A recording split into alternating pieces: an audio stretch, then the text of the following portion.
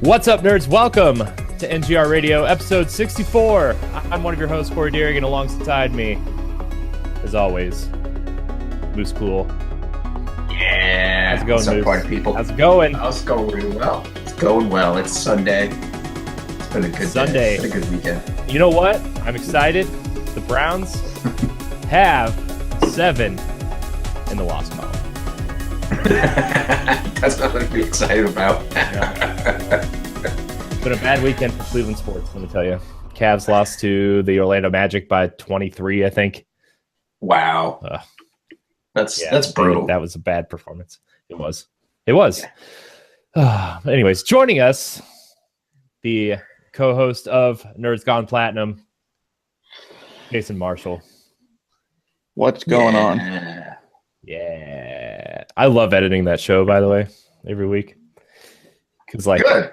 I'm glad you enjoyed it. You guys always say something really weird or dumb or funny at the beginning, and then I put that at the beginning of the show, and then it just starts the music. Yeah. I love that show. You guys I spend the whole week for that 2-minute cold open, and then I'm like, oh, okay. You can start after it. You guys are killing it with that show, by the way. Thank you. It's We're real good. Still ironing out some things, so we'll get it nailed down. Yeah, before long. So. Let me see. I want to check on something, but anyways, what have you guys been playing? You guys been playing anything good? Anything interesting? I'll let the guests go first. Jason, what have you been playing? My Vita, because What's baseball. A What's a Vita? It's that other portable system sitting next to my Nintendo, which I haven't touched in 2.5 months. Ship it my way. I'll play it for you. No, I'm good. No, with baseball, I rarely play. But now that the Yankees lost, back to video games. Been playing. I finally loaded up Resogun. On the Vita. How are you liking it on the Vita? It's good. It's a lot on the screen at once, and for a small screen, you're like, "Oh, what just happened?"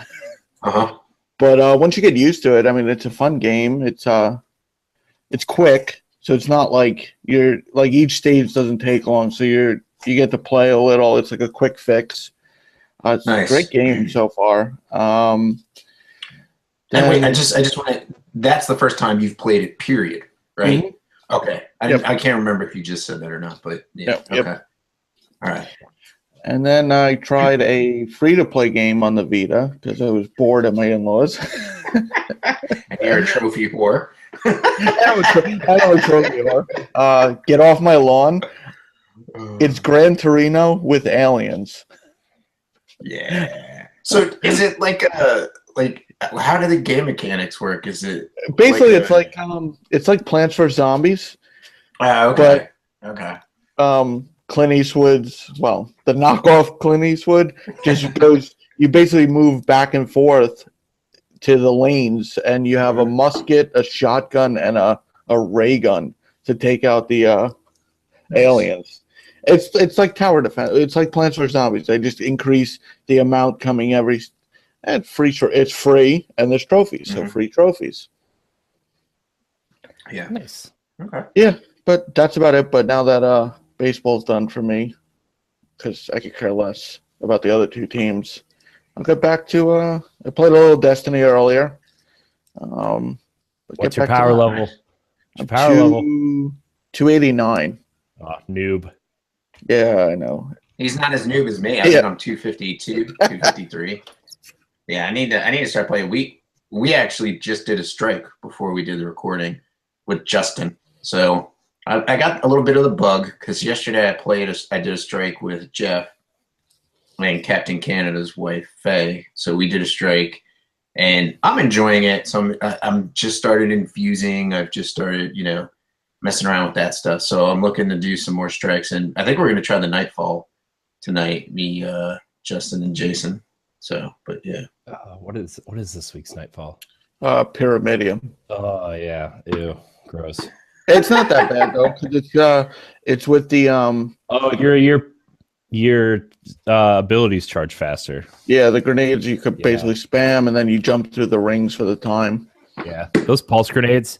If you're running the right setup on a Titan, you can like you can throw grenades the whole time without running out. Like it's just like grenade, pulse grenade, pulse grenade, and then like it has the ability in the Striker Titan to have a second grenade, so you're never running out of grenades.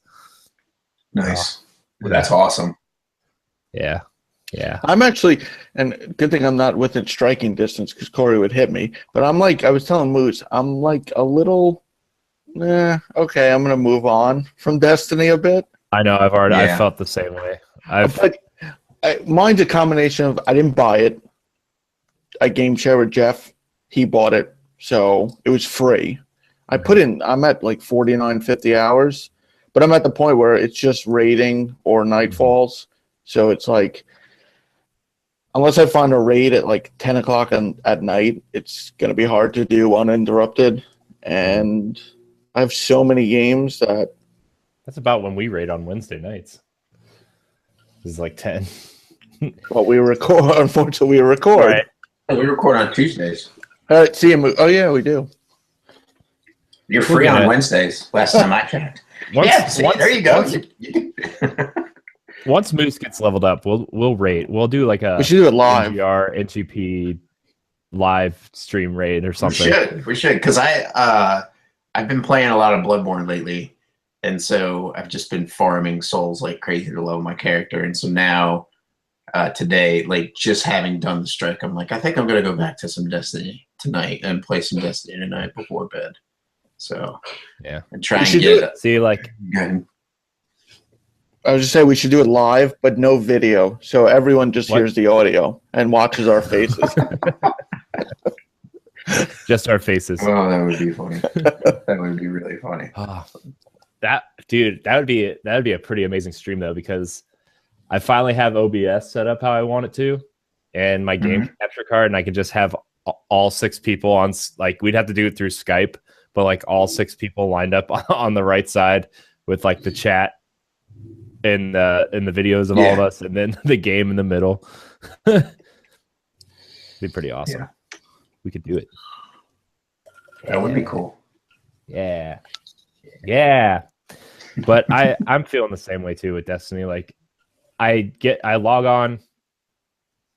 Usually I'm off on Tuesdays, but this week I'm off on Monday. But I usually log on Tuesdays and do the milestones, like the Crucible one, and then the Strikes one, and then on Wednesday nights we usually run our Nightfalls and we raid on Wednesdays, and that's kind of it for Destiny for me. Like all my characters except for my Hunter are 304, and I'm waiting for that last piece of gear to drop so I can be at max light. So like it's really not, I really don't have anything to do. I have all the best weapons. Yeah. And raiding is really the only part of the game I'm really enjoying right now until DLC. I think though for me it's like it feels like there's not a lot to do, but I think it's because after enduring 3 years of Destiny 1 and all the expansions and the different strikes and the PvP modes and stuff, like there's so much to do by the end of Destiny 1 that starting over, but then getting to the point where we were at in Destiny 1 now, but kind of like, oh, where's the next expansion? Where's the next piece of content and stuff? And I know they announced a bunch of stuff like TwitchCon for it and stuff, but I don't know if the seasonal stuff is going to keep bringing me back or not. Like Iron Banner will bring me back. A new raid will obviously bring me back. If they increase the light level, it'll bring me back just to chase something new. But right now I'm kind of at the same point as Jason, is like, okay, I've hit this light level that's kind of doesn't matter if I've reached max light or not, because I'm over 300 on all my characters. I really don't need anything. Raiding is still fun, but besides the raid, what am I going to do? I'm not going to run strikes because I don't get anything from them. I have the best weapons and the best gear for each of my characters. It's just like, I'm good. Yeah. So, but I mean, it's still fun. It's still fun to jump on and play with people. And I think we're going to try to play some we were going to try to play trials, but it's offline. because of that emote glitch. Did you see that? Yeah, they took it down. They took it down, which is funny. Yeah. So, but other than that, I got Fire Emblem Warriors for Switch. Oh, nice. Which is really good. So I've been dabbling in that. And I've been playing some Halo 5 multiplayer stuff. Nice. It's weird going from Destiny, which is very slow and kind of precise and 30 frames a second, going into 60 frames a second Halo is like, and it like Halo 5 is super fast and frantic and all the guns feel different and you're moving so fast. It's just like going back to Destiny makes Destiny easier because it's so much slower. Well, that's good, I guess. But oh, and you got Mario this week, right? Yeah, on Friday. Really? That's good. Wow. Yeah, that'll be nice. Yeah, because isn't Wolfenstein 2 is Friday, isn't it? And so is Assassin's Creed. So someone posted in a group whether he should get Assassin's Creed or something else, and I was like, I think it was Assassin's Creed or Wolfenstein.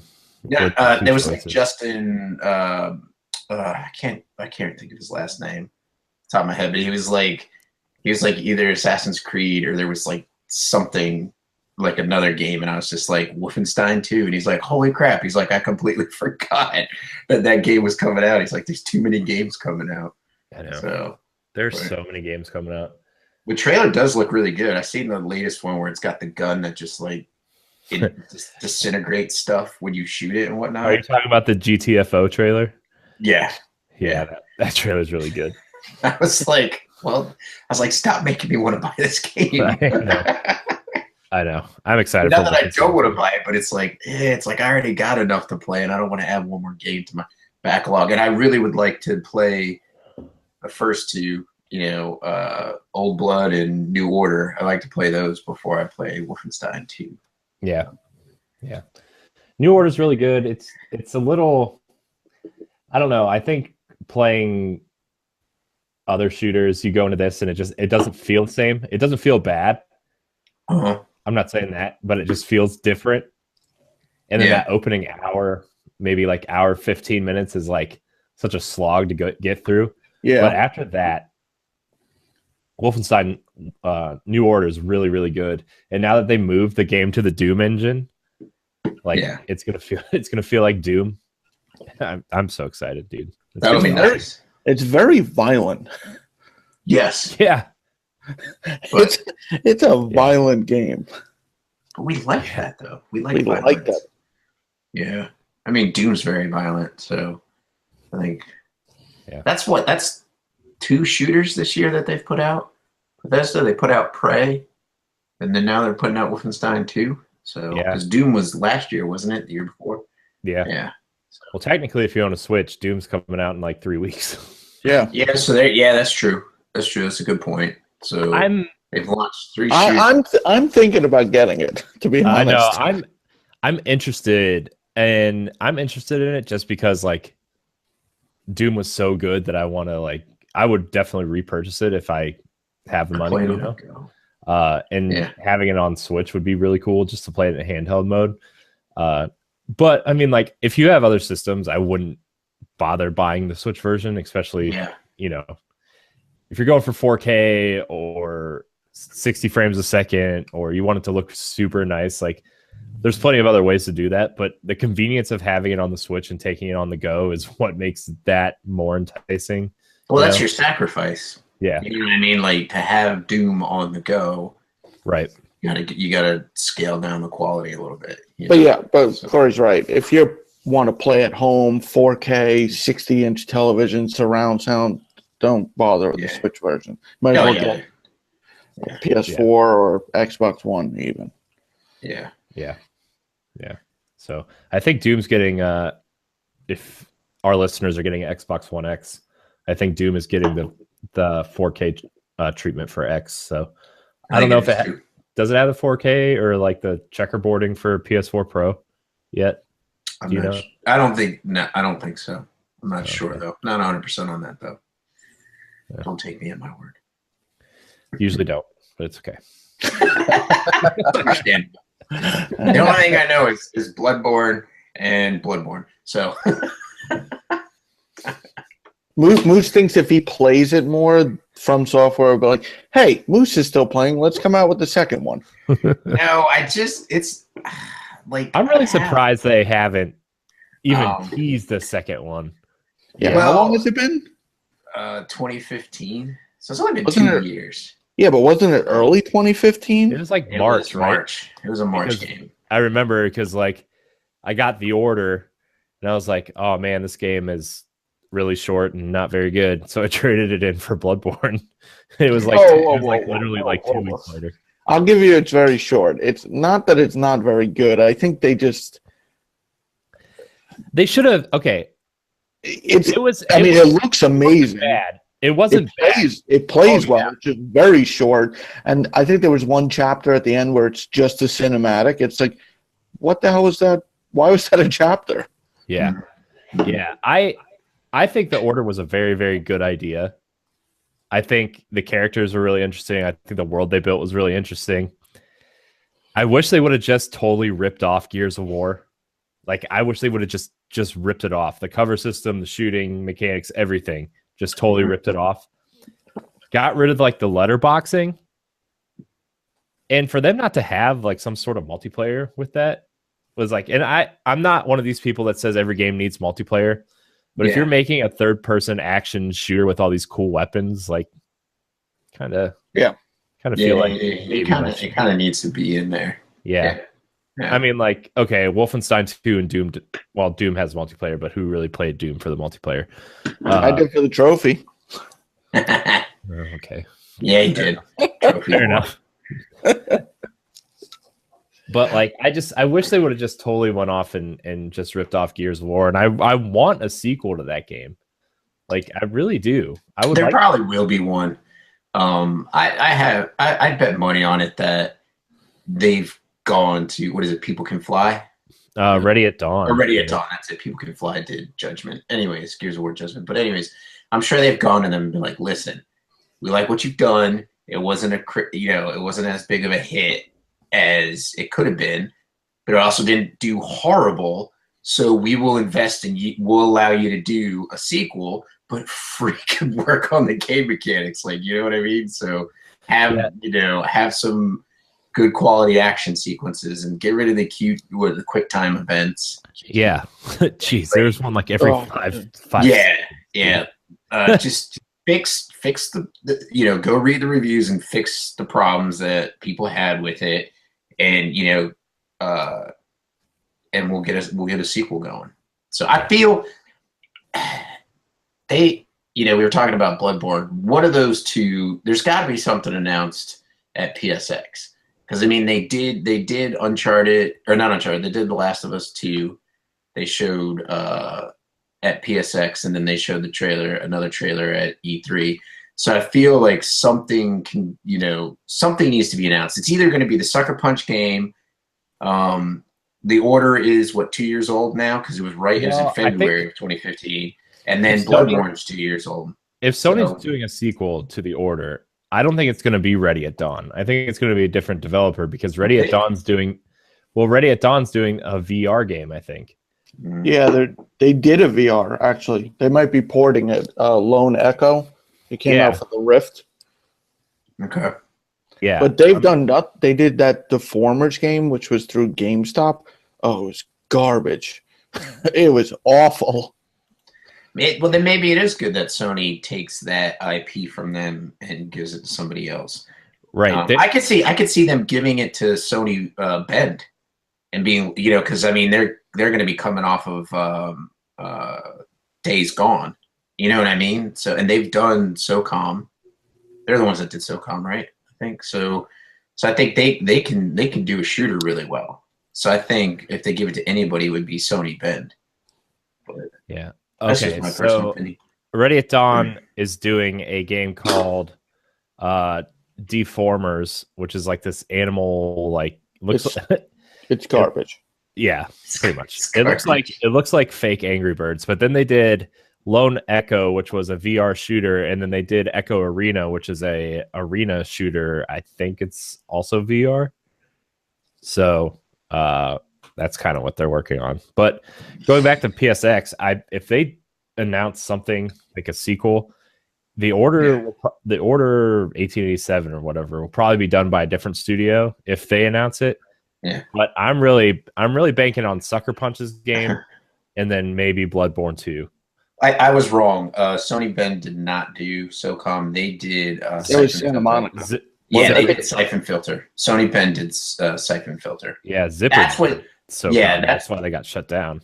Yeah, that's what people were expecting Days Gone to be. Like they were expecting and it would be great for them to bring back Siphon Filter. I think that would be awesome. With today's graphics and game mechanics and stealth modes and all that stuff. I think it would be awesome. Not necessarily Sony Bend, but for Sony to give it to somebody and bring that series back, breathe new life into. I could almost see it. I could almost see Siphon Filter being a Metal Gear style, like Metal Gear 5 style game where like you're taking over these bases or whatever and upgrading your stuff as you go, getting new companions, kind of thing.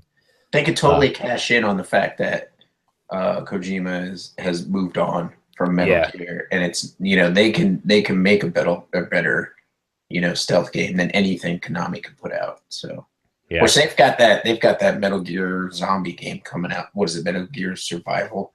Yeah, or whatever. That's coming out this fall. So yay. Yeah, but Fortnite basically did it. Yeah, exactly.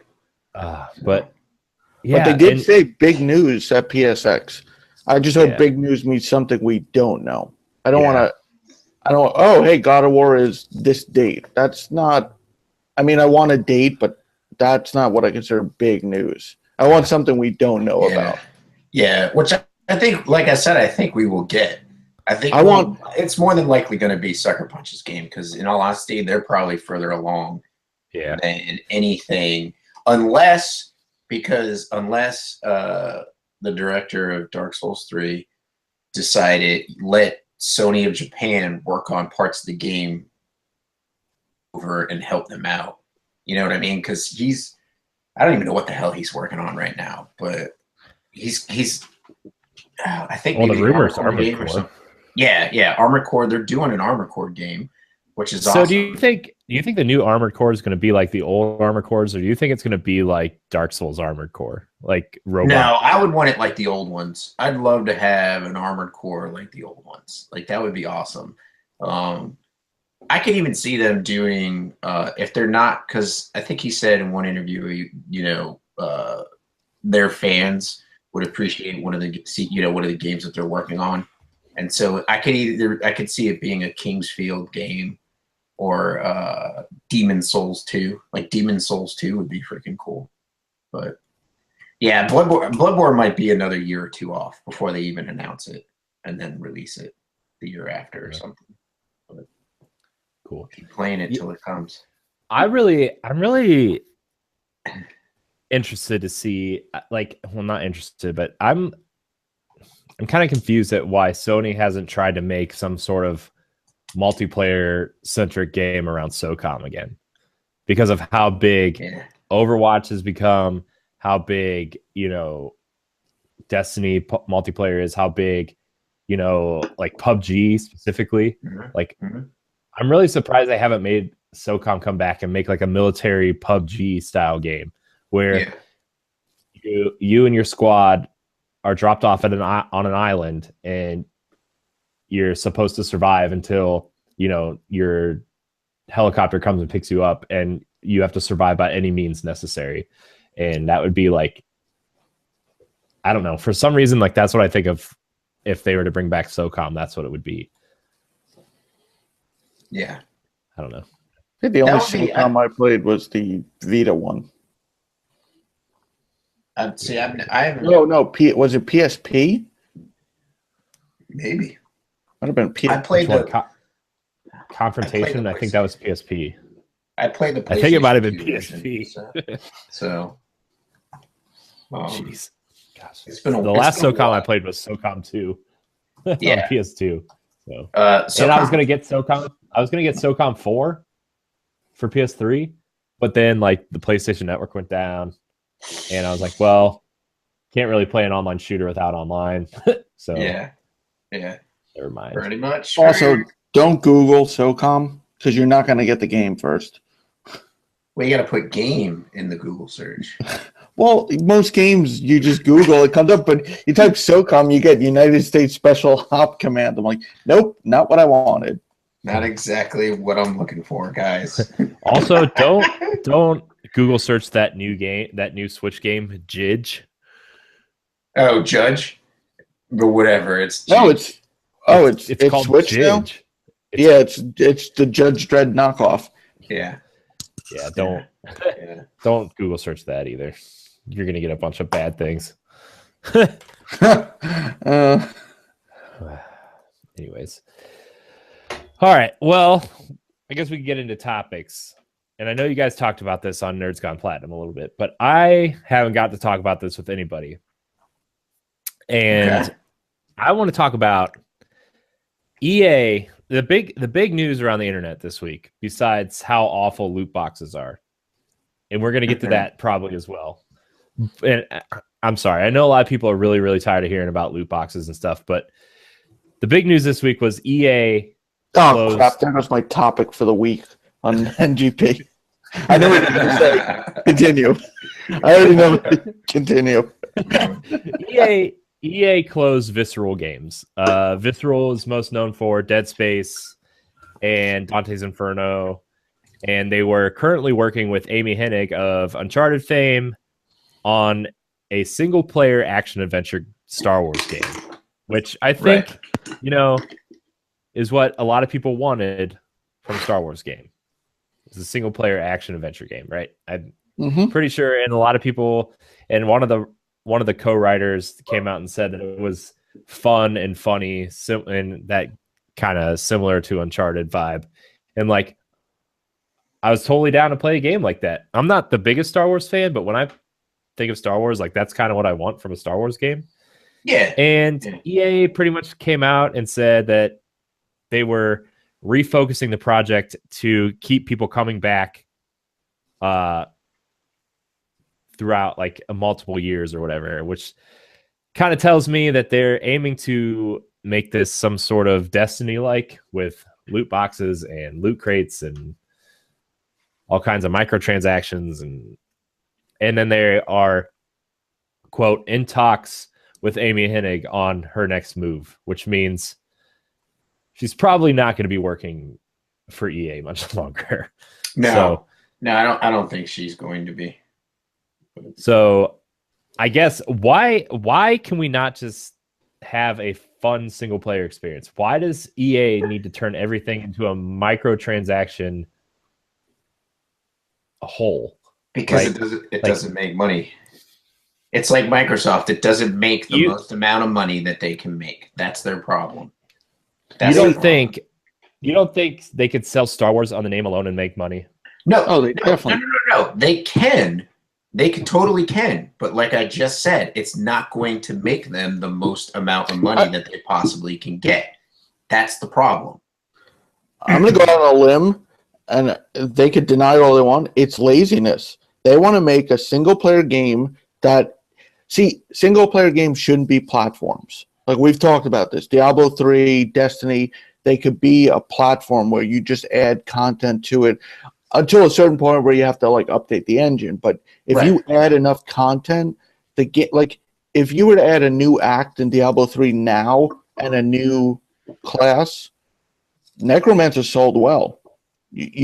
And with Destiny 2, they're going to have the seasons, which I read about it. I don't fully get it, but it's going to come with new content. So if you add new maps and raids and strikes, you're going to add. But a single-player game, it's called a sequel. You don't keep adding to it. Like, I don't understand. And the name alone, I feel, like you said, Star Wars, it could be the shittiest game ever. It's going to sell no matter what. It's Star Wars game. Right. Look at those crappy Activision Spider-Man games that they put out. Like, those games were garbage, and they sold more than like any great indie game, or just based off the Spider-Man name alone. Right. So like, They went through all this trouble for. When did they announce this project? They announced it shortly after their licensing deal was with Lucasfilm, right? Like 2013, I think, 2014. Yeah, because they announced this. They announced this project, and they announced Battlefront 1 at this event. Was it E3? Because I remember it might have been. I don't E3. know if it was E3. Was it E3? It might have been E3. I remember they shortly after they announced Battlefront. Yeah, and then shortly after they announced that Respawn was also working on a third-person action Star Wars game. Right. To me, that sounded like he's still working on that. They might be. That sounded like supposedly. That sounded like Call of Duty to me, where it's like you rotate it over 3, so you constantly have new games every year. Yeah, which was cool. I mean, I'm not a big Star Wars fan either, but I mean, I feel Star Wars is going to sell as well as Call of Duty does. Even though people hate Call of Duty, I feel like people hate Call of Duty more and more. It still sells. Right. Yeah, that's true. Right. I mean, it's declining, but it still sells. You know. Yeah. It's not as good as what it used to be. Yeah, and I think Battlefront, if they're gonna take a games with service approach to this, like, why don't they turn the next Battlefront into a Destiny, where you're either maybe they have two separate styles of games where you can be either the Rebels or the Empire, and you upgrade your soldier through there and build yourself through the ranks of whatever faction you play for. And that would be like your games, your service game. And then you have your single player games on the side. Like, I don't understand what I don't know. I don't understand. It makes me mad too, because I feel like we were going to get a great, don't get me wrong, Star Wars is a cool universe, but the stories they tell within the universe are kind of meh for me. But I felt like they were actually going to get a cool story with Amy Hennig. I mean, say what you will about Uncharted and how they play or whatever. I think they're good games. I don't know if they're great games, but the stories and the characters they have are amazing. I think their character building is amazing, and that's the game I wanted from the Star Wars game. And if you put it in the hands of people who have good combat, good awareness of atmosphere, like Visceral. I thought Dante's Inferno had good combat, and I thought, Dead Space is very atmospheric, very good, very claustrophobic at times. You give them that with a good story, I thought that was the Star Wars game was going to be awesome, and now it's no longer exists. Yeah, because they want a Destiny-like game. I don't know. I mean, I would play. I'm not, like I said, not a big Star Wars fan, but a single player Star Wars game, one of my favorite Nintendo 64 games was the Star Wars game. What was it? Shadows of the Empire. Yeah. I mean, I don't even remember the story. I do remember the guy's name. It was Dash Rendar. Yeah. I might be saying it wrong. And I remember riding the speeders. I had fun with that game. So for me, that's more I'm on the fence on Battlefront 2. I have a lot of friends getting it, but I'm not completely sold on it yet. But the single player game looked, I mean, if it had a good story and it was fun to play, I could pull the Star Wars out of it. And if it was just a cool story that was just had some ties, that I'd be fine with that. But I mean, I don't know. Yeah, they have an MMO. Why don't they port that to console? The Old Republic, and you don't have to be Han or Luke or Darth Maul. You can make good or bad, pick your side, and play that way. And then you could have like Warcraft, have PvP. Mm-hmm. Yeah. I understand from a business perspective. Okay, they want to make as much money as they can from this, but it would be a different story if they didn't already have Battlefront and then whatever this Respawn game is that they're working on. But for me, it would have made more sense to shift Respawn's project to a games for service thing, because they have experience with that with Titanfall. And if you're going to make a Destiny-like game with gun combat. Like, I feel like that's how they should have shifted and still kept Visceral with this story-based game. Yeah, you don't pull in Amy Hennig. I mean, no, Destiny's 2 story is greatly improved, but you don't pull in Amy Hennig for a multiplayer game.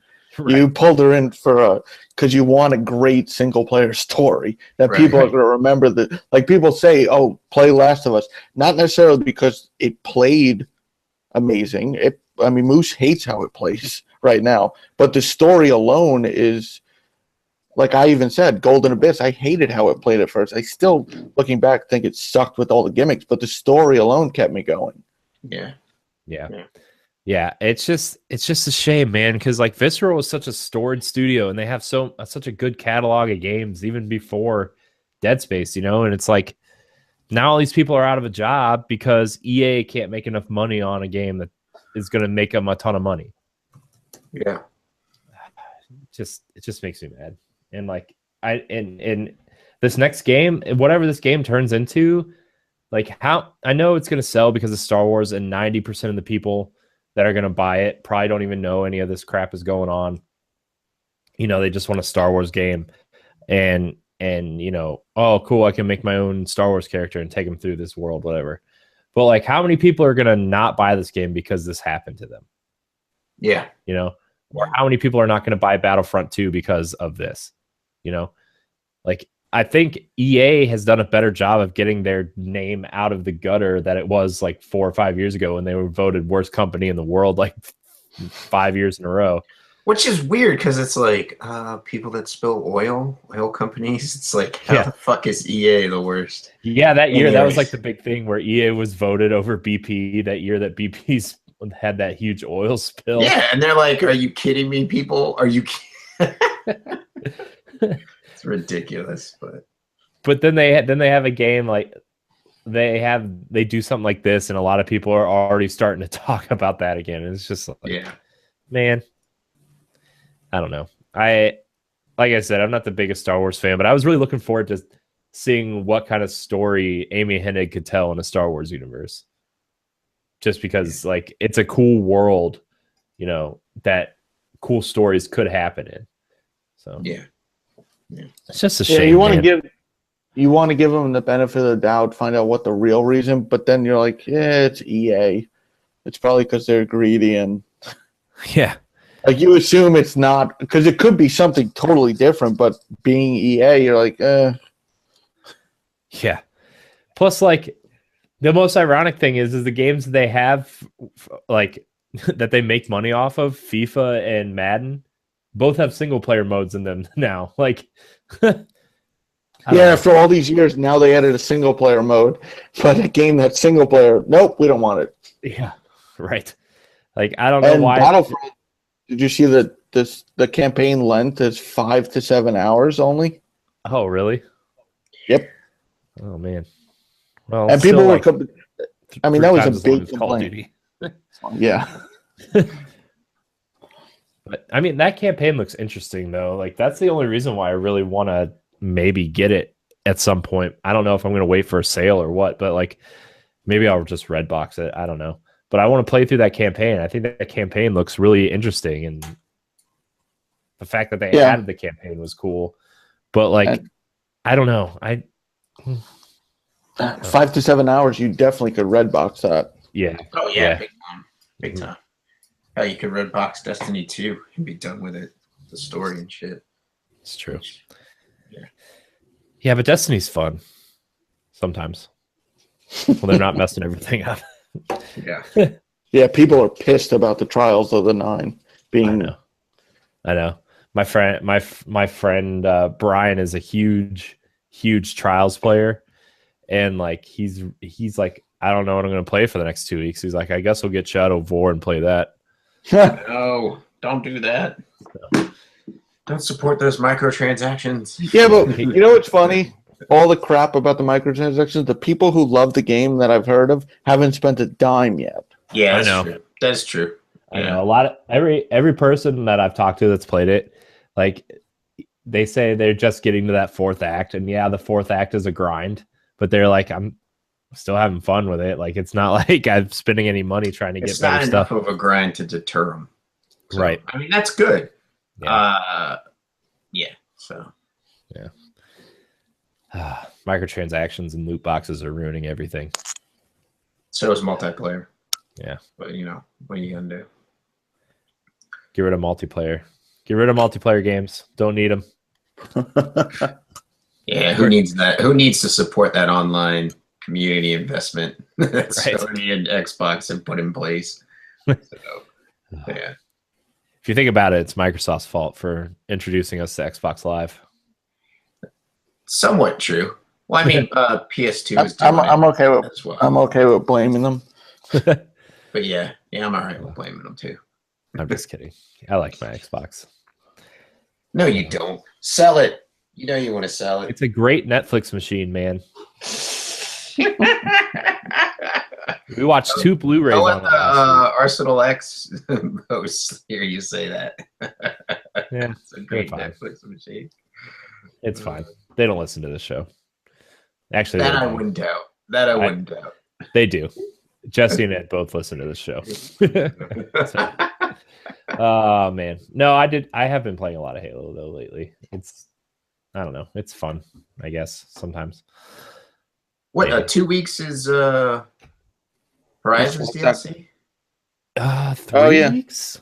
November 7th. Yeah, November 7th. same day as Xbox One X.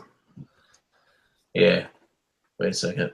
We're coming up on the 16th. Oh yeah. 2 weeks from 2 weeks from Tuesday. Yeah. Look at this guy literally checking a paper calendar. My wife has a paper calendar in here, so.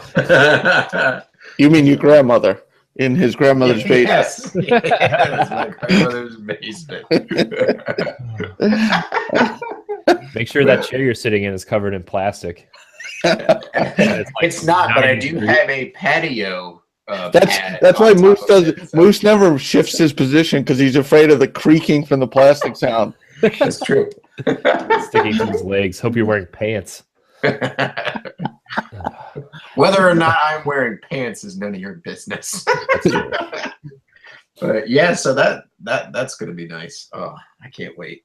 I know. I'm so excited. Sony's genius. It's like, hey, let's take the best game we've ever come out with and put it up against their DLC against a new system. Yeah, exactly. Yeah. Which still, I people that give a shit about 4K just fucking boggles my mind. I don't care about 4K. Give me a solid 60 frames a second. That's all. That's what I want. If I could put in a request for the PlayStation 5 when they're developing that system, every freak, not like 6 months, a year into the cycle, day one, every game that runs on that system is 60 frames a second, then I'll be happy. Like I don't need 4K. I don't have a 4K TV. Oh, it's so beautiful, it's gonna make your eyes melt. The games that are coming out right now are fucking beautiful. Like you look at Horizon, it's gorgeous. Bloodborne looks great. Like it's just it's whatever. So I think it's just another way for Microsoft to make people pay more money for another system. They sold them an Xbox One, then they sold them an Xbox One X, and now they're selling them an Xbox One X. You know what I mean? So that's what $1,200, $1,500 that you spent on a system, and then some people will be like, yeah, well, I traded some stuff in. Yeah, you still had to pay out of pocket for that shit, So it's ridiculous. Microsoft has done a great job of separating their gamers from their money, and not in a good way. Like Sony's done it with me, but because I'm buying good games that are on the system, like that's how they're getting my money. But anyways. Yeah. Little rant going on there. Sorry. I didn't go off on a tangent. I went off on a rant. No, without Moose going off on an Xbox tangent. I know Jesse's going to be like, he secretly loves it. He secretly loves it. No, not really. I don't understand why they're putting out the new system with no games for it. See, that's the other thing.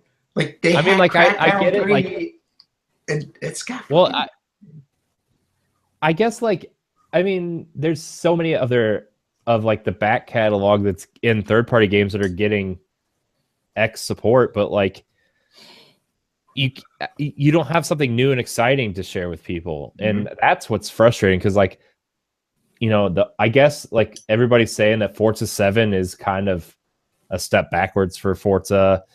Cuphead is great, but that's not like a a system like a 4K 60 frames a second box seller. It's not.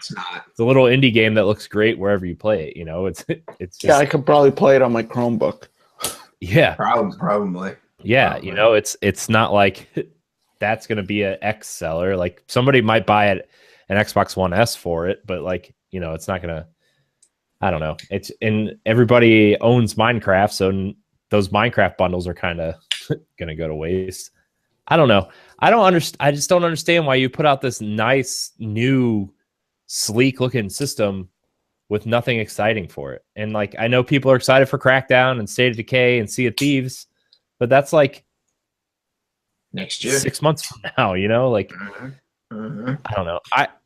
If I could afford it, I would probably get an X, but I would buy it when it's bundled with a game that's exciting. And B, I'm waiting for a white one. Because why you gotta be racist? Yeah, right. Let's not start that again. Man, I'll tell you what. But like I just like the white boxes look so nice next to each other. And it's just like, man, I don't know. It just boggles my mind. I'm not dissing the Xbox ecosystem because I do enjoy the games they've put out so far, right? I enjoy Halo 5. I enjoy Gears of War.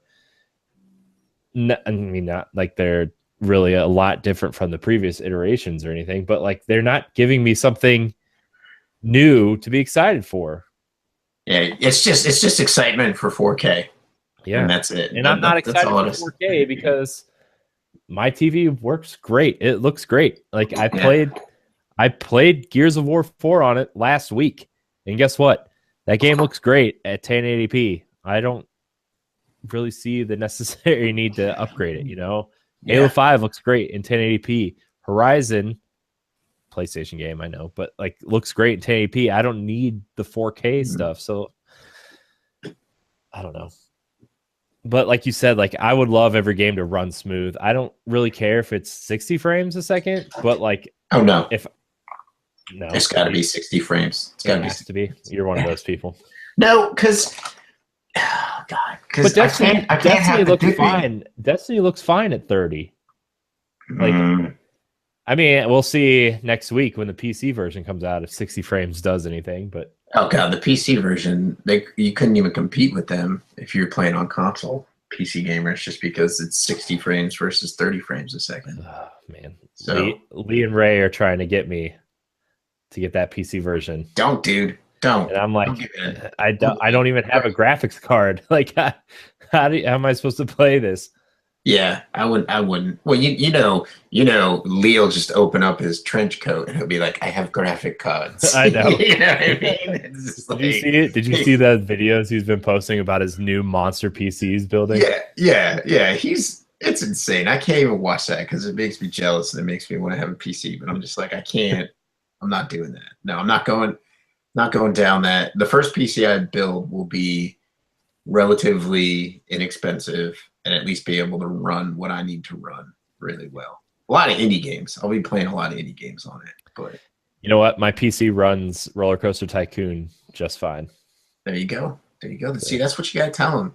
Be like, come play Roller Coaster Tycoon with me if it's multiplayer. I don't think it is, but yeah, that would be funny. It's not. That'd be cool though. Roller Coaster Tycoon online with loot boxes. No. You want these fancy cloud cars for your roller coaster? Yeah. You got to spend $40 on these loot boxes, and you might get one. What was that game that Microsoft, the roller coaster one where you could build the roller coasters? Oh, and you're supposed to scare Scream something. You're supposed to scare the shit out of the people riding your roller coaster. Yeah. And it looked cool, but I don't know if the execution was all there, but that would be cool. Like that would be a cool multiplayer game. Stream Ride is what it was called. Screen Ride. You don't need a PC computer, a gaming computer. You don't. I have one. You don't need it. I don't even use it. Like I have so many games in my backlog, and PC games. Their Steam has achievements. I don't care about achievements. We've had this conversation before because I got an achievement. Like, okay, but it's different. I hate to. I'm glad to disagree. It's the same. It's a trophy though. It's just called an achievement. It's different. It's different. It might be different on Steam, but when you go to Xbox and it's like, oh, you got an achievement, and it's like 10 points.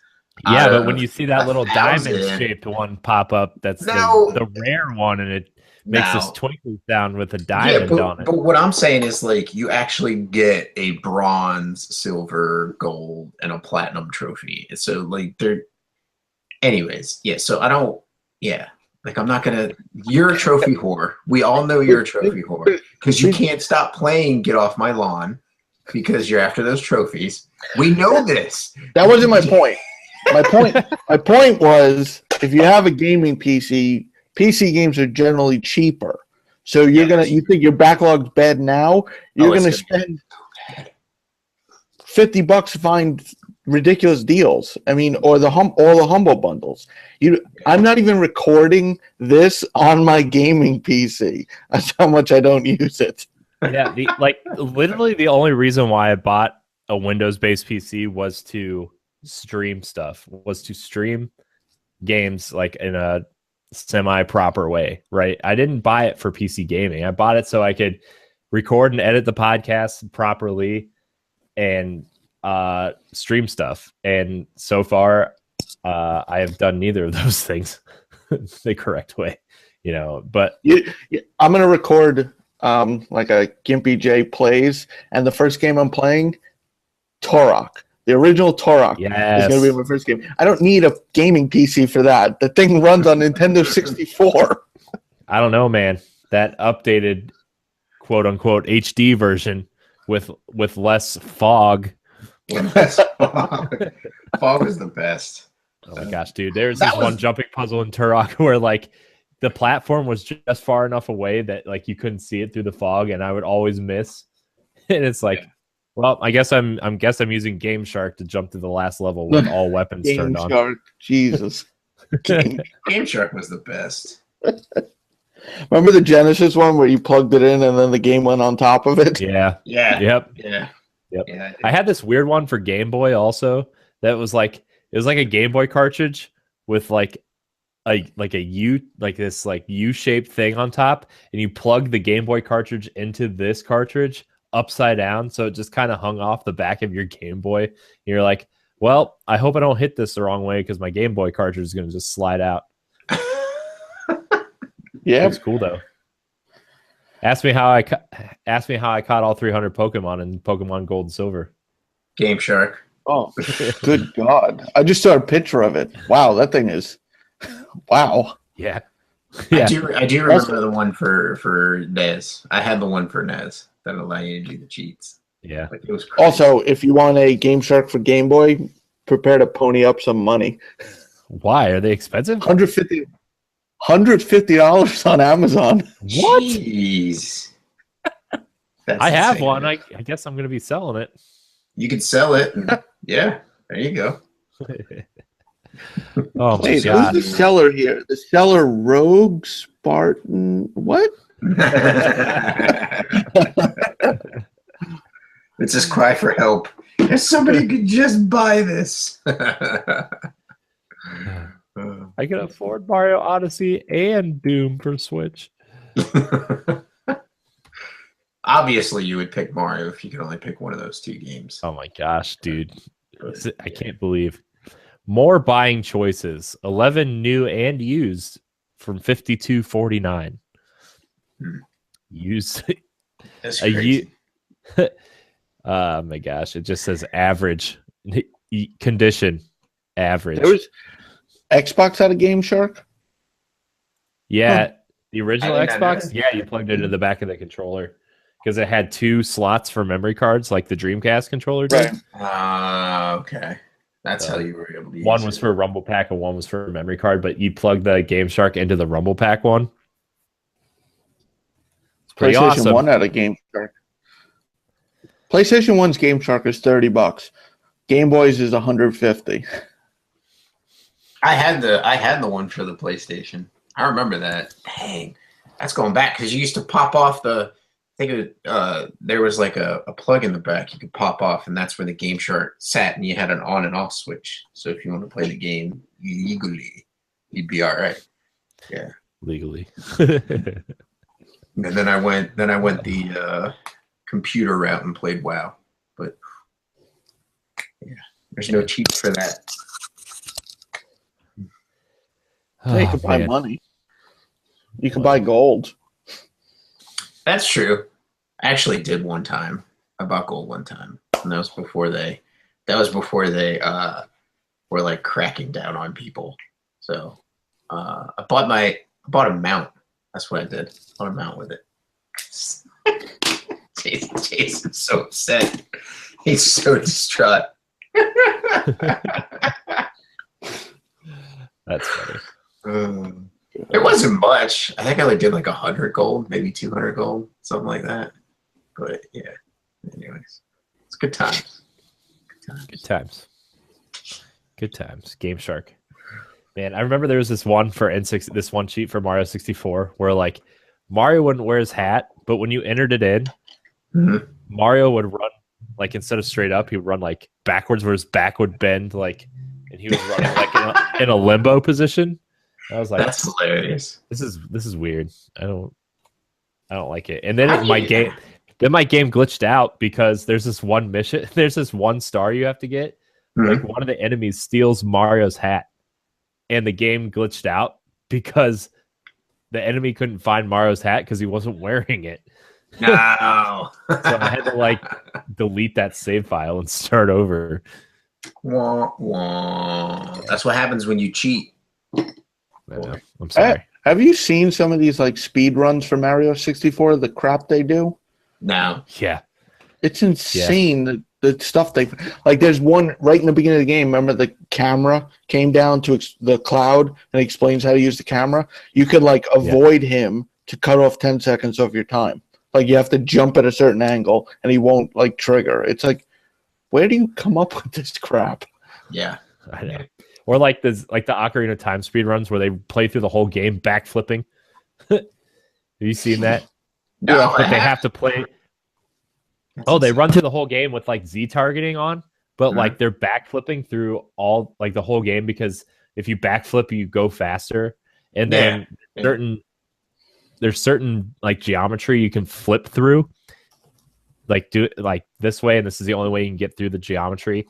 And you have to play like the Japanese version of the game because Japanese writing doesn't take up as much room as English when you're like reading through text. Oh, the text boxes because they auto populate and you can't. Yeah, I don't think you can hit X. Yeah, you can't skip until it's completed or in. Right. So, yeah. So they do that. It's just they do a lot of weird stuff. Speed running, and it's always impressive, but I always look at it like, why are you like? I feel like you're missing the unless you get enjoyment out of that, but you're missing. Yeah, there's people that like try to find ways to speed run games like 8 and 10 hours a day on the same game, and it's like at some point you're just like, man, what are you doing? Yeah, but but if they're speed running it, I'm sure they've already played through it like 4 or 5 times without speed running and have enjoyed the game, and now they're just trying to go faster and faster and faster. So they've already enjoyed the game. Now they're just doing a challenge. I think Breath of the Wild is at like just under 40 minutes now for the fastest. Which is there's actually a big controversy now because like some people are using the amiibo. Yeah, I heard about that. There's a lot of people that are like kind of say that they're not true speed runs because they're using amiibo to get equipment and healing items and stuff. And it's not like a true speed run because they're getting these items that you would normally have to go hunt for or like, use amiibo for. And so some people are like, oh, well, he got a sword. He didn't fight him with a stick, so that's wrong. Well, I could see that. I can see that because it's not something that comes naturally in the game. So I agree with the people that are saying that's not a true speed run. Yeah. You know what I mean? Like Oh, you I have agree to with play that too. only right. I wasn't only access to the core game. Like you can't add anything on. You can only play the core game, and that's where you get your that's what you start with. So I agree. I don't think that that's a true speed run. Anyways, well, they usually have different categories. Like there's like any percent, 100%. There's like different types of speed runs usually. So I'm sure they'll classify it later. But like under 40 minutes for Zelda is, I mean, I think I put in 140 hours. I mean, I'm sure Corey's more than that. Yeah, I have 230 logged into it right now. Damn, It was under 200, but then I did the master trials or whatever, and that it took me a while to get used to the combat again because I'd been playing Horizon for so long, and then it just gets really hard. So, but man, that DLC comes out soon too. Yeah, I'm excited about Horizon's DLC. That'll be good. Well, doesn't Zelda has more DLC coming out? Yeah, that was the DLC. Yep, that's what you were talking about. I bet. Yeah, because the champion amiibo come out on the 10th. And I guess the DLC is going to come out soon after or at the same time. I don't know. They haven't really announced the date yet. November 10th, right? Yeah, what did I say? October 10th. And the paper calendar comes out again. Yeah, I know. Hey, did you notice Breath of the Wild came out the Friday after Horizon? Breath of the Wild DLC, the amiibo, come out the Friday after Horizon's DLC. Yeah. These games are just going to be tied together forever. Man. If there was no Breath of the Wild, I mean, Horizon would definitely be the front runner. Oh, yeah. Yeah, I'm still trying to like decide in my head which game I enjoyed more because like those games are top for me. And like, even if Mario Odyssey is a phenomenal game, I don't think it would come close to either of those games. Like, I don't know. There should be a cutoff, like the Oscars cutoff, like Game of Thrones got cut off because it premiered too late. There should be a cutoff date for games. Like if it, because then you could obviously go back now and point out anything wrong with Horizon. It came out in February. Not that you'd find much, but well, I think that's why they're doing DLC in November. Because most outlets are done. Most outlets are done, like, are off for Christmas break after like the second week of December. So I think they wanted to get the DLC out to get people like re-excited for Horizon. Because like you forget, like a lot of people loved Resident Evil 7. That came out this year. It came out in January, and like now people just forget about it because it came out so long ago. Yeah, I think they said they just hit their target goal. Like their sales. I think Resident Evil 7 hit the 4 target. million or something. Yeah, they finally hit it, but like a couple months late. Yeah, I didn't even play it. I didn't play it. My brother-in-law lent it to me. I know Moose won't play it. I want to play it, but yeah, I don't know if I'm going to play it or not. That's too scary for me. I'm not gonna lie to you. Yeah, I'm good. Yeah. Even Evil Within 2. We'll never touch it. Yeah. Yeah, that the first Evil Within was enough for me to be like, no, I got my fill of horror games this generation. Yeah, exactly. It's weird though, because Resident Evil, like I love Resident Evil, like the remake Resident Evil. Mm-hmm. And it, like none of that game's like it's scary to me. It just feels like one giant puzzle. Yeah. You know? But then it's like I don't know what it is about the other Resident Evil games that are just so I'm not interested in playing any of them. Yeah. I like Resident Evil 1, and that's kind of where Resident Evil ends for me. So I don't know, man. It's just one of those anomalies where like I don't like being scared, but Resident Evil just does it for me, I guess. It's weird. Yeah. Scary games.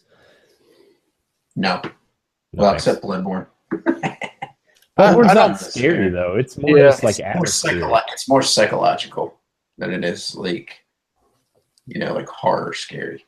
Yeah. I don't mind scary games. It's just I don't think I've found many that I actually enjoyed playing. Just because of the gameplay or story or Like all it does. of the It's not the scary part. It's just I can't think of games that I look back and like, wow, that was a great game. I love playing it. I hope there's more. Yeah. Like I remember playing Resident Evil on PC, the first one, with my Microsoft Sidewinder gamepad. Yeah. I can't. No. And I played Resident Evil 1 on the PlayStation and I couldn't sleep for like 3 weeks. I had a hard time sleeping because of Resident Evil 2. So, and then I had 3, and then that's when I stopped like playing them because I think they did Code Veronica and they broke off into a bunch of side stuff before 4 came out for the GameCube. But I mean, now I have the remake of Resident Evil on PS4. It's like I don't even know if I want to fire that up. I'm like, I'm good. It's a good game. I'll just I'll sleep tonight. But I'm good. Well, do we have another topic we want to talk about? Or I have a related one. Activision finally got a patent for microtransactions in multiplayer games. Yeah, to try and get you to buy, basically, spend money. Say Moose buys something and he gets into a Crucible match. They would match me with him. I think it's if I made a purchase too, to encourage me to purchase the item he had. Yeah. So my only concern though is, are they going to start selling gear?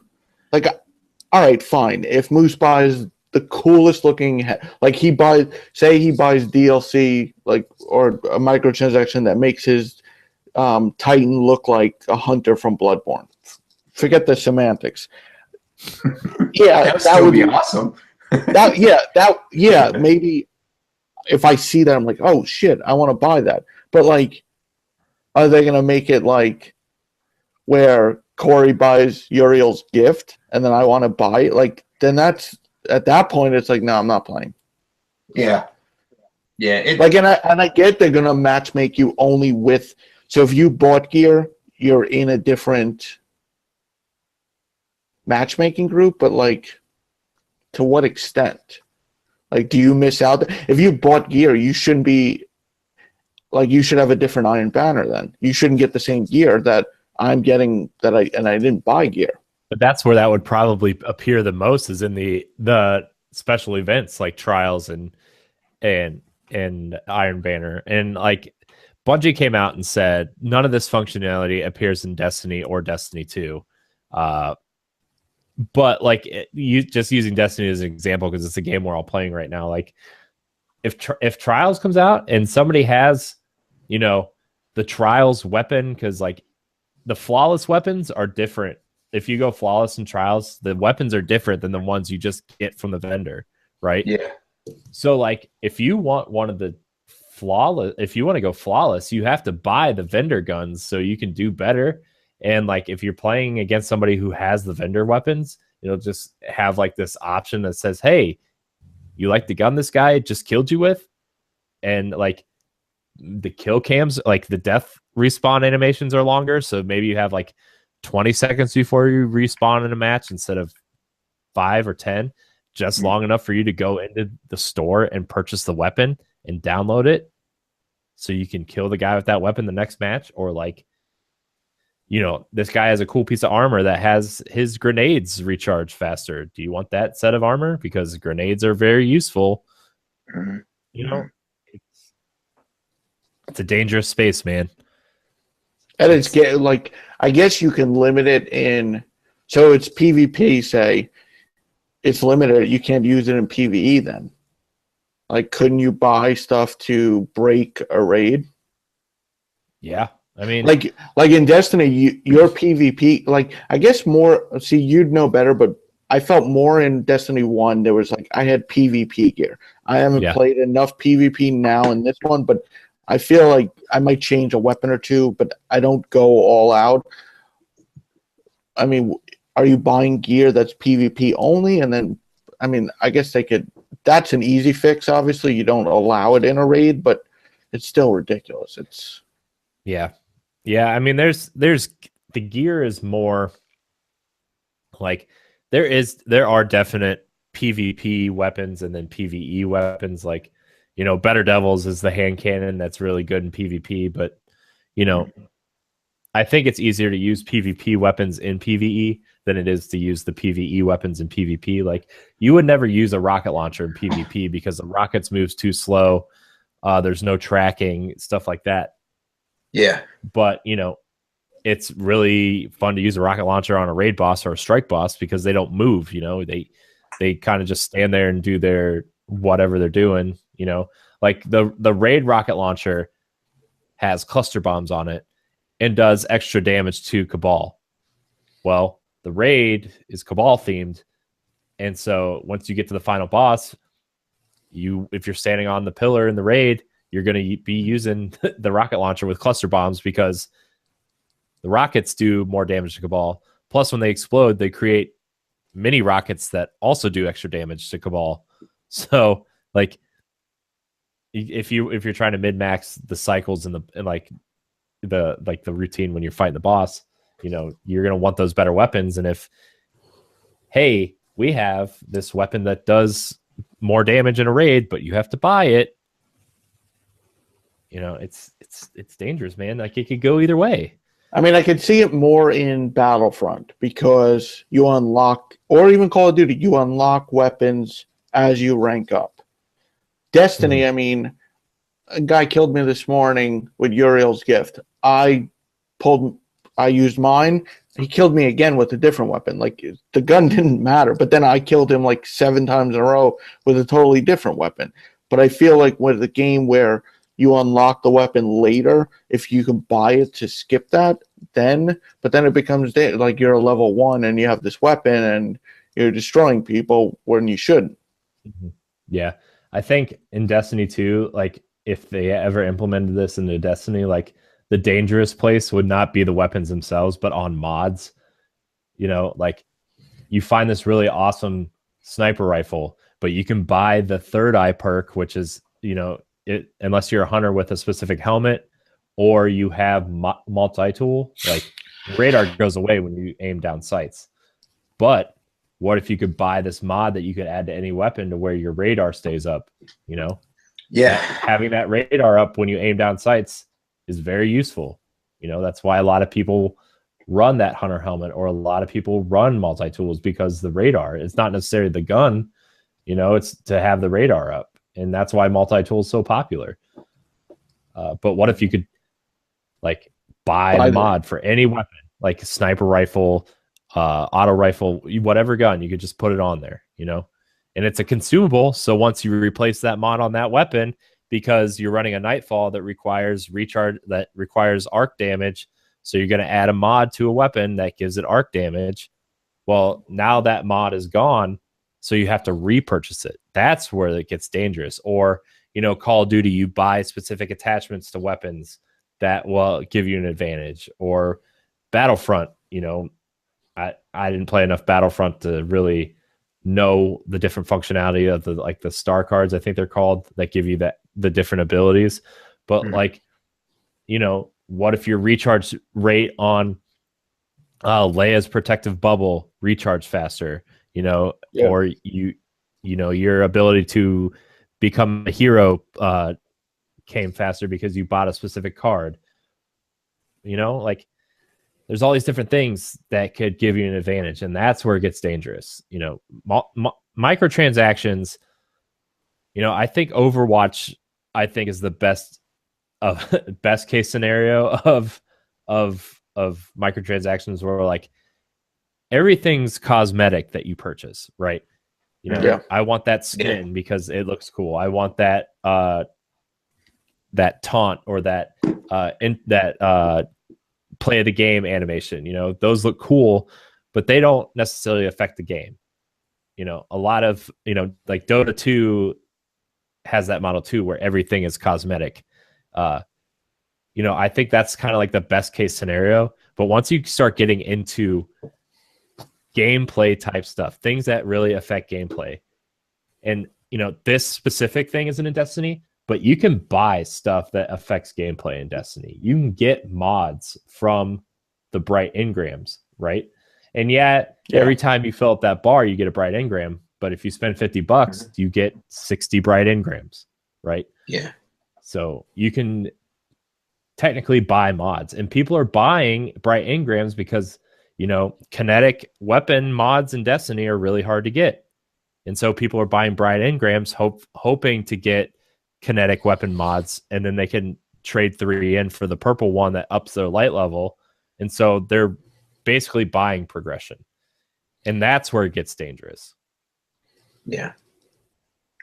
So, I mean, it's a slippery slope. If it's inevitable, I guess whatever. As long as if there's different matchmaking, I mean, you have to deal with it. You don't have a choice if it's going to happen. But like, if I could still play Destiny and only be matchmake with people who didn't buy, I mean, I guess that's a fix in a way. But it's still kind of like it's a dangerous slope, like you said. Yeah. And like that's why Shadow of War got all this like crazy backlash for it, is because before the game came out, they announced loot boxes for single player. And it's like, well, how are they going to balance this game? Like, are they going to balance it in a way that it's just convenient enough to progress through the game by buying this instead of grinding out for 3 or 4 hours? Like, is it just, do you get different weapons in these loot boxes than you do in the game? And like, now that the game's out, the game is fine. A lot of people, like we said earlier, a lot of people haven't even spent a dime on these loot boxes. You find legendary gear and legendary orcs and stuff to use. But at the same time, it's like, well, they could have very easily stepped over that line and really created a bigger problem for themselves. And it's just a matter of time before somebody steps over that line. And once one person steps over that line, the army follows. Doesn't GTA, the money you buy, can you buy better like a jet, and then you're in online with everyone? Or am I wrong? Yeah, but the difference with GTA is it's not a loot box. You know what you're buying up front. Yeah, you're I guess buying currency. Yeah. But I guess that's true. what this patent was, that you're going to be able to buy the specific gear. Like, you kill me repeatedly and it pops up, hey, do you want this gun? Yeah. That's true. I'm going to look up that patent real quick. I want to know. Like, I just know it's like this. It's just this really weird thing that like I just know like you can buy stuff, but I don't know if you can buy. Let me see here. Kotaku says patent granted to Activision outlines a new matchmaking system that would pair players together in order to encourage microtransactions. Didn't they say? Sorry, go ahead. Systems such as loot boxes already use various tricks to encourage players to drop cash, so that it's not surprising that the game's publishers will want to find a more underhanded way to get those wallets open. First reported by Rolling Stone's Glixel, the patent. Oh my gosh, come on! The patent filed in 2015 and granted on October 17th of this year outlines a process in which computer algorithms can match players together in order to increase the likelihood of microtransaction purchases. Update. An Activision publishing spokesperson has responded to Kotaku with the following statement. This was an exploratory patent filed in 2015 by an R&D team working independently of our game studios. It has not been implemented in any game thus far. For example, if players purchase a particular weapon, the microtransaction engine may match the player in a gameplay session in which that particular weapon is highly effective. This may encourage other players to make future purchases to achieve a similar gameplay result. It goes on to say microtransaction engine 128 may identify a junior player to match with a marquee player, parentheses, a novice player going up against an expert player. In a particular example, the junior player may wish to become an expert sniper in the game, and the microtransaction engine will allow the player to buy that weapon after the match is over. The higher skilled sniper in the game is now parity with the junior player. So, what's a little shady is there's a line that says they'd match the player in a gameplay session in which the particular weapon is highly effective, giving the player an impression that the particular weapon was a good purchase. So basically, it's like, hey, Corey kept killing me. Okay, you can buy this one. But it's not necessarily better. It's just it gives you the impression that it's better, which is kind of like, what happens if I get out of the PvP match, I go to use it, and the weapon sucks? Yeah, like or like, what if this person bought this weapon and the stats on that weapon, like, okay, so somebody found this weapon in whatever, a loot box or whatever, naturally without buying anything. Okay, somebody gets killed by this weapon and then purchases the weapon. What's to say that stats on the weapon that's purchased with real money, the stats on that weapon aren't better than the one that was naturally found through gameplay? Right, they don't tell you that, and then, like, say it's Destiny, it's like, oh, hey, yeah, it's the same weapon, but you're going to have to infuse this like 12 times to get it up to that level. Yeah. And it's like, oh, well, thanks. Yeah. But I guess they're going to figure out, like, if you go around every role using a sniper rifle, it's going to figure, oh, you want to do that in PvP. But that's not necessarily true, because I use a sniper rifle when I do patrols or flashpoints, but I never use it in PvP, in Destiny 2 at least. Right. So it's kind of like, well, but I think you both have had to have purchased something before, the way I read it. Like, if I purchase and you purchase, we're matched, but it matches me based on that I'd want the better weapon. Right. Let's see. The last thing it says, the patent also posits more straightforward applications, such as generating NPCs to fill certain roles on a team, or dropping players in a map to favor their dropping players in a map that favors their play style. The player selected variables such as a preference for difficult opponents might also be used in such a matchmaking system. And then following reports of the patent's grant, a bunch of Activision developers tweeted out that this patent is not in their games. Most notably Bungie for Destiny 2. And then Sledgehammer, I guess, tweeted out that said this patent was not coming to World War II. So doesn't mean it won't be in future games.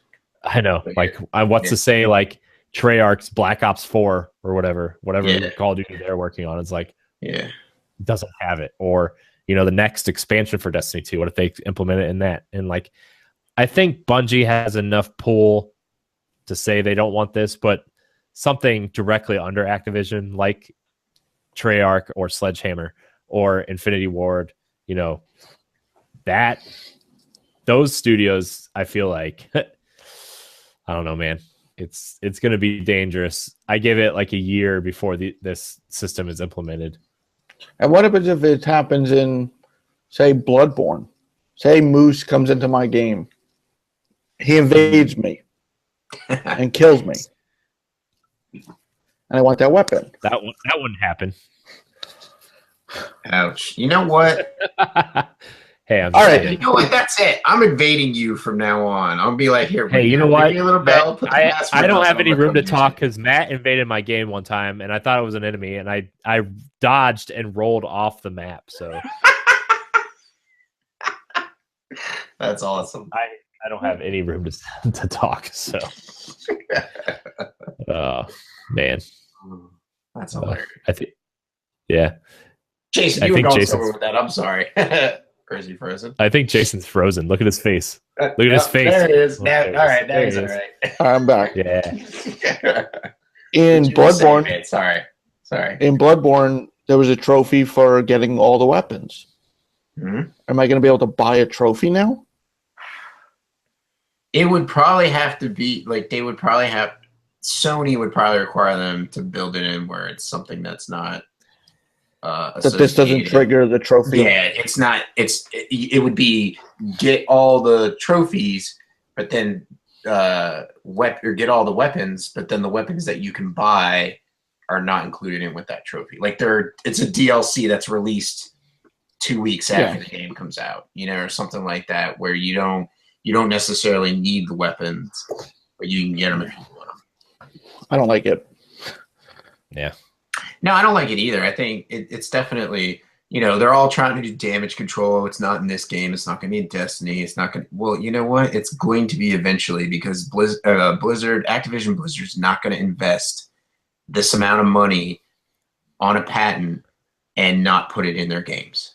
Like right. It's ridiculous if you think that's not going to happen. But I mean, they're just out there going, it's not going to be with World War II. It's not going to be in Destiny 2. So now you're safe. But if they do World War III or who knows, they do another World War II game, or like you said, Treyarch's Call of Duty Black Ops 4 comes out and has it, or even Destiny 3 has it. When that releases 5 years from now. But glass half full side. What happens if they saw the backlash for Shadows of War? They filed the patent in 2015. Yeah, it's 2017 now. Maybe it's true. Maybe I mean, I don't see Activision not using anything possible to make money, but maybe they'll rethink. They could rethink it if it's going to do damage to their money making. No, see what's going to happen is Activision's going to sell the rights to the patent to EA, and they're just going to put in their new Star Wars game. Oh, EA would have no qualms about it. Yeah. EA would be like, oh, you only have one receiver on your team. Would you like two more? Yeah, EA would be like, hey, your receivers are injured, but here's your magic medicine to make we see that you're playing NHL 2018. Would you like a puck? Would you like skates? Yeah. I mean, that's no different than what 2K did for their whatever their creative player mode is. Like what is it? I forget what it is. My player thing, where like it costs like $3 for a specific haircut or something. It's ridiculous, man. Where like you have to buy the currency to buy haircuts and clothes and shoes and stuff for your character, and like, hey, you can have these generic white tennis shoes, but if you want like the Jordan 12s or whatever, they cost $4, or you want the LeBron 7s or whatever, they're $4. Or if you want cornrows instead of a bald man, it's $3. Like 2K is doing that. Well, see, that's the thing. They make the default ugliest sin, and then they're like, okay, well, you can either be this ugly ass haircut, or you can get cornrows, or you can get bald, or whatever you're gonna put on your player, and they'd be like, and maybe not even $3. Maybe they're just like, it's $1.50, And then by the end, when you go through, picking everything for your character, it's like $20. You know what I mean? Like that's and like if you want to change your character, like well, my character looks cool this way, but if I change one aspect, the rest of them looks off. So I have to change everything else. Yeah. It's very dangerous. Well, you know what? When they do it, I'll stop playing the games. Yeah. You know what I mean? Yeah. I mean, and that's like I don't want to make it sound like microtransactions are bad, because I've spent plenty of money in Overwatch and Destiny buying loot boxes and engrams and stuff, but that's because like I'm invested in the game. I did research on like what's in these things that I could be like, okay, whatever. Like the blind boxes in Destiny 1 gave you, okay, well, if we're doing Prison of Elders, I'm going to buy the Prison of Elders box because I know it gives us an experience booster. It gives us either like one of the taken pieces of armor that, you know, comes out at level 3 light, so you have to infuse armor into it. But like, if you don't want it, you can dismantle it for dust or whatever that can go towards your next purchase. You know, I agree with you 100%. I don't think microtransactions are bad if they're non-intrusive. Like those are non-intrusive. Yeah. Like right. It's cosmetic, or you know, I don't like to play to win, but the only time that I think play to win is good is like, okay, I bought Destiny 2. This is hypothetical. Corey, you didn't get it. You didn't get it for a year. You know, and you're like, oh, Moose, let's play. I want to play. Like, you want to play a game. We want to play a game together. But I've grinded out and gotten all this gear. And it's like, okay, well, I'm just going to buy some stuff so that I can at least be on par. You know what I mean? I don't have to be, like, I don't have as good a gear as you, but I can buy a gear set, you know, that locks me into where I'm not completely shit. You know what I mean? Right. That's what Destiny did when the expansions came out, right? They had that free 25. You got that free level 25 buff for Taken King, and then you worked your way up to 40, and then you progress your light level from there. Or when Rise of Iron came out, you got a level 40 booster, which took you all the way up to max level, and then gave you level 280 light gear, which, you know, a lot of people were already over 280 at the time. I think the light level was like 315 or whatever when Rise of Iron came out, and then people started from there. But like, you could play through the new expansion and level up with your friends, you know, and then they sold extra ones if you wanted to level up a second or third character. Okay. So, you know, that's how that worked. And like, if it's to get more players into the game, like, I don't mind the level booster either, you know? Yeah. Because people waited, or, you know, they didn't like the game when it first came out, but, you know, the expansion changed a lot of things to get people to like the game or whatever. Like, I think that's okay too, right? Especially if they're giving you a free one. Yeah. You know, that's true. But like, I'm fine with that too. I was going to say, Warcraft did that. The new expansions, if you pre-order, you got a free max level character.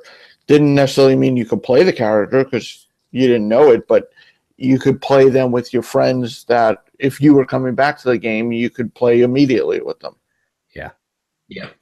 Yeah, I think a lot of MMOs did that. I think Final Fantasy 14 did that too, where like the new DLC came out and they gave you, like, the max level was like 60 or 65 or something, and they would give you a level 40 character to start with, right? And then you would just have to level up, and you have to find your way to get up to that next level. Yeah. So I mean, that's been an MMO thing for a while, I guess. But like, you know, like you said, Moose, if it's intrusive and alters gameplay and, you know, pay to win situations, like, you know, that's what I think Battlefront 2 was having issues with. You know, the pay to win star cards. Like, you basically had to buy the star cards from loot boxes, and like, it's the same thing as, or it's not the same thing as Overwatch, but it's similar to Overwatch, where like, you get a loot box when you level up, but it's different because there's weapons involved. There's abilities involved. And that's where it gets really shady. Yeah, I agree with you. Yeah, it's a slippery slope. That's the problem. Yeah, I mean, another example of non-intrusiveness is MLB The Show. When you play Road to the Show, which is where you make your own franchise character, and you make your own character. You work your way from the minors. You get drafted. You can buy in-game currency, because as you say, you go 4 for 4, you get so many stat points. But you could actually buy the stat points, and it just boosts your character to like max level. That when you play multiplayer though, you don't use that character. So it's your own. If you feel you want to speed up the process, but that only affects you, your game. Nobody else is affected by it. So I mean, you're gonna have money. They want to make more money on the game they already sold. I mean, what happens if you get the game on sale for some flash sale? They still want to make more money, but it doesn't affect anyone else you're playing, and then there's no worry about it being unfair. They have to balance this. They have to put something in the game so you can't do this when you play with others. It's because I think EA does that with Battlefield 1. They have the pay to win, where you can buy the boxes, which usually come with experience and helps you level up faster, unlocking better guns. And it just gets ridiculous, which I think they're probably going to do to Battlefront 2, where it's going to be you can buy the boxes. It's just we're just not going to play that game. Just not going to play it. Yeah. I'll play my backlog and wait for my indies to come out and play we can play our backlog for the next 5 years. You're probably right. We could. Totally could. You know? It's just, yeah. But. Yeah. Yeah. Oh, man.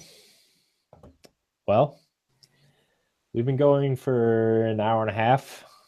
Yeah. You guys got another topic, or you think this has been a good show? I think this has been a good show. You got to leave us something for Tuesday to talk about on NGP. Yeah, no, stop stealing our topics, motherfucker. Gran Turismo Sport in that $46,000 collector's edition that comes with a car, which we did. But yeah, no. You bought a car. It came with the game. Yeah. It came with the game, but still, you know, it was a Mazda. I hear Mazdas are good, so yeah. What we need to do. I did find. Hold on. I did find out a car collector bought it. Not just an actual car collector bought it. So I mean, it went to a person who could appreciate the vehicle more than someone who was like, "Hey, this is going to be my everyday car." Yeah, exactly. Yeah. Oh, man, I that can't be weird. I can't believe how limited that game is offline. Yeah, I have a friend who bought it, and he's a little upset about it. He said, I wouldn't get it unless it was 25 or lower. That's brutal. Man. That is brutal. That ticks me off, too, always having to be online. It ticks me off. Like, you should have a... Like, I think it's one thing with Destiny. Yeah. You know you're online. Yeah, the problem, I think, with Gran Turismo is they needed to have, here's your online profile, here's your offline profile. They should have separated them. Or even have like an offline cache. So like the progress you make offline can like be uploaded to online too. Yeah. So anyways. We might get a fourth chair for a second. Come and say hi. Come and say hi. Well, I think that's gonna wrap it up. This has been Nerds Gone Rogue, episode 64. Remember to download our family of shows: Nerds Gone Platinum, Nintendo Power Block, Arsenal X. Remember, to watch that last one. Hey man, you know, I think Ed and Jesse have done a really, really good job with what they have with that show. So, you know, I like that show. I think it's strong for, you know, not having a platform that's as strong as the other two right now. Remember, check out the new homepage of ngrradio.com. You can see all the videos right there on the homepage. All the shows, times, dates, links, all that good stuff. Jason, where can we find you? GimpyJ, GimpyJayy, usually on PlayStation after 9 o'clock, pretty much every night. Not on Xbox. And I same Steam ID if I ever turn on my PC. For gaming related things. Moose, where can we find you? You can find me Sven SVAGNN on PlayStation platforms, also Twitter, Instagram. That's about it. You could also tweet us, Jason and I, and Jeff at NG_platinum on Twitter for any questions, comments, or concerns for the show, and also email us at nerdsgoneplatinum@gmail.com. Nice. Yeah. Nice. Well, you can find me at Corey and HD on Instagram, Twitch, Twitter, all that good stuff. You can email this show at ngrradiopodcast@gmail.com because we're going to start doing listener topics. That's what I wanted to mention. I was going to say, make sure you do that so that we can answer your questions. I want to start implementing that into the show.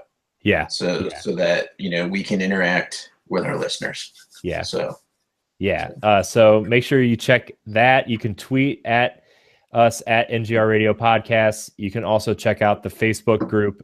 There will be a post going up sometime in the week before we record. Just leave your topic underneath and we'll talk about that. Check out all of our shows. You can find NGR Radio on Mondays at 10 a.m. on YouTube, iTunes, SoundCloud, Stitcher, Google Play, whatever platform you listen to it. You can also find our family of shows on all those platforms as well. Jason, thanks for joining us. Moose, yeah, Jason, thanks. Fun. Always a pleasure. And until next week, we love you. Banana and out. This doesn't sound right. I know.